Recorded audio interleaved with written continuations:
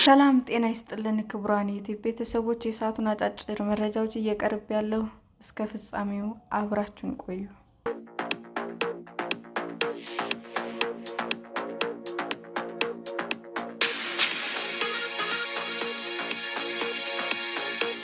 በትግራይ የሚካሄደው የግዳጅ ምልመላ ከክልሉ የሚሸሹና ለመደበቅ የተገደዱ ወጣቶች። በትግራይ እየተካሄደ ያለው የግዳጅ ወታደራዊ ምልመላ በፈጠረው ስጋት ምክንያት በርካታ ወጣቶች ከክልሉ እየወጡ ወደ ቀሪው የኢትዮጵያ ክፍል እየሸሹ ሲሆን፣ ሌሎች ደግሞ እዚያው ተደብቀው እንደሚገኙ ተናገሩ። በክልሉ ውስጥ በስፋት እየተካሄደ ባለው የግዳጅ ወታደራዊ ምልመላ የተነሳ እንቅስቃሴዎች እየተስተጓጎሉ መሆናቸውን የሚናገሩት ነዋሪዎች ፍርሃት መንገሱንም ገልጸዋል። ይህ አፈሳ ከነዋሪዎችና ከመብት ድርጅት ውግዘት እየገጠመው ቢሆንም ምልመላው በፈቃደኝነት የሚካሄድ ነው በማለት ህወሓት ማስተባበሉን የፈረንሳይ ዜና ወኪል ዘግቧል። አፈሳው በክልሉ ኃይሎችና በቀብር ስነ ስርዓት ላይ በተገኙ ወጣቶች ላይ ሳይቀር እንደሚፈጸምና የተያዙትም በኃይል ወደ ማሰልጠኛ ካምፖች እንደሚወሰዱ ጠቅሷል። በሀያዎቹ የዕድሜ ክልል ውስጥ የሚገኘው አቤል የተባለው ወጣትን የጠቀሰው ዜና ወኪሉ በድንገት ተከበን ተወሰድን በማለት በአፈሳው ተይዞ እንደነበርና ለጠባቂዎቹ ገንዘብ ከፍሎ ከተለቀቀ በኋላ ተደብቆ እንደሚገኝ ገልጿል። በፕሪቶሪያው የሰላም ስምምነት የተቋቋመው የትግራይ ጊዜያዊ አስተዳደር በማፍረስ ከጦርነት በፊት የነበረው ምክር ቤት ወደ ስልጣን ከተመለሰና የህወሓት ሊቀመንበር የክልሉን መሪነት ከያዘ በኋላ ከፌዴራል መንግስቱ ጋር ያለው ውጥረት ተባብሷል። ይህንንም ተከትሎ በምርጫ ቦርድ ህጋዊ እውቅናዎች የተሰረዘው የህወሓት መሪዎች መጠነ ሰፊ የግዳጅ ወታደራዊ ምልመላ እያካሄዱ መሆናቸውን የሚያመለክቱ ዘገባዎች በተደጋጋሚ ሲወጡ ቆይተዋል። በዚህም የተነሳ ዳግም ግጭት ይቀሰቀሳል የሚል ስጋት በክልሉ ውስጥ የተፈጠረ ሲሆን፣ ሀገራት እና ተቋማት ሁለቱም ወገኖች ውጥረትን ከሚያባብሱ እርምጃ እንዲቆጠቡ ጠይቀዋል።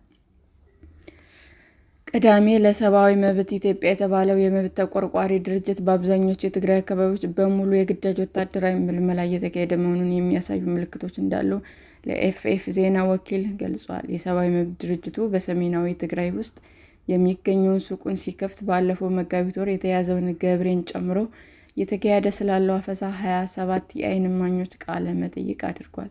ገብሬ እንዴት ተይዞ ከነበረበት ስፍራ በመስኮት በመዝለል እንዳመለጠ በገለጸበት ጊዜም ወደ ሰራዊቱ እንዲገባ ሲነግሩን ነበር በማለት በአሁኑ ወቅት ከ5 ዓመት ልጁ ተለይቶ ተደብቆ እንደሚገኝም ተናግሯል።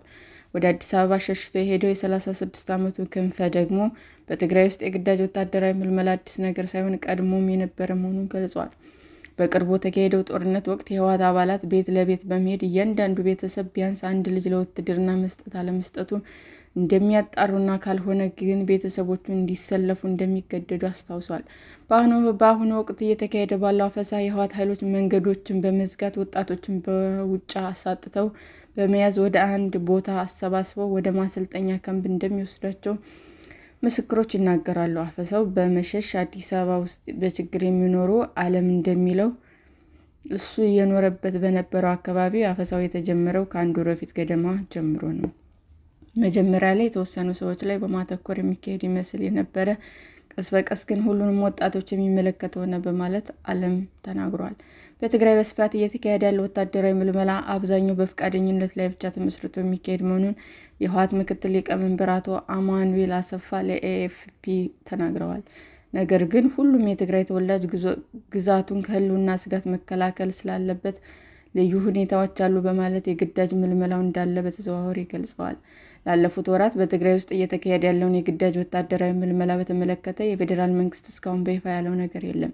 የኢትዮጵያ መንግስት የዘፈቀደ እስርና የግዳጅ ወታደራዊ ምልመላ የሚከለክል ቢሆንም በህወሓት የሚመራው የትግራይ ክልል የግዳጅ ወታደራዊ ምልመላን የሚመለከት ህግ አርቅቋል። የክልሉ አስተዳደር በቅርቡ ይፋ ያደረገው ረቂቅ ህግ ዕድሜያቸውና የጤና ሁኔታቸው የሚፈቅድላቸው ማንኛውም የትግራይ ተወላጆች የክልሉን መንግስት የሚያቀርበው የክተት ጥሪ ተቀብሎ የመሳተፍ ብሔራዊ ግዴታ እንዳለባቸው ይደነግጋል። ይህ ረቂቅ ህግ የሚጸድቅ እና ተግባራዊ የሚሆን ከሆነ በክልሉ እየተካሄደ ያለውን የግዳጅ ወታደራዊ ምልመላ የበለጠ እንዳያባብሰው ስጋት ፈጥሯል። ለ2 ዓመታት ከተካሄደው ደም አፋሳሽ ጦርነትና ባላገገመው ትግራይ ክልል ውስጥ አሁንም ጦርነት ሊቀሰቀስ ይችላል የሚል ስጋት በነዋሪዎቹ ዘንድ ከፍተኛ ጭንቀት መፍጠሩን በማህበራዊ ሚዲያዎች ላይ የሚጋሩ መልዕክቶች ያሳያሉ።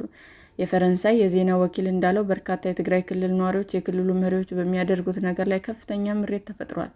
ከትግራይ ሸሽቶ አዲስ አበባ ውስጥ የሚገኘው ክንፈ የክልሉ መሪዎች ሰማዕታቱን ችላ ብለው ምኞታቸውን ብቻ ነው የሚጠብቁት በማለት በጦርነት የሚጠቀሙት ከላይ ያሉት ጥቂቶች ብቻ መሆናቸውን ብዙዎች እንደሚያምኑም ተናግሯል።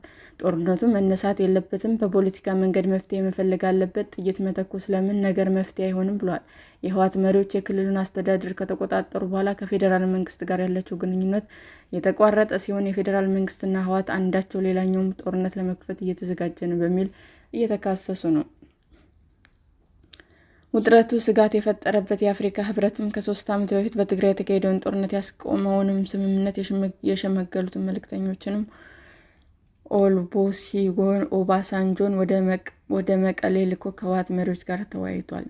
በዚህ ሳምንት የአሜሪካ መንግስት በሰሜን ኢትዮጵያ ያለው ውጥረት እንዳይፈታ እንቅፋት ፈጥረዋል ባላቸው አክራሪ የህወሓት መሪዎችና ቤተሰቦቻቸው ላይ የቪዛ ክልከላ መጣሉን ተጨማሪ እርምጃ እንደሚወስድም አስታውቋል። ሰላም ጤና ይስጥልን ውድ የዩቲዩብ ቤተሰቦቼ እንዴት ናችሁ? አዲስ ጀማሪ ነኝና ሰብስክራይብ ያደረጋችሁ አበረታቱኝ። አመሰግናለሁ። የዩቲዩብ አድማጮቻችን ለሰዓቱ ያቀረብኩላችሁ አጫጭር መረጃዎች ይህንን ይመስል ነበር። በሌላ መረጃ እስክንገናኝ ሼር፣ ላይክ፣ ሰብስክራይብ እንዲሁም ቢቀርብልን የምትሉት መረጃ ካለ ኮሜንት እያደረጋችሁ ቸር ቆዩን።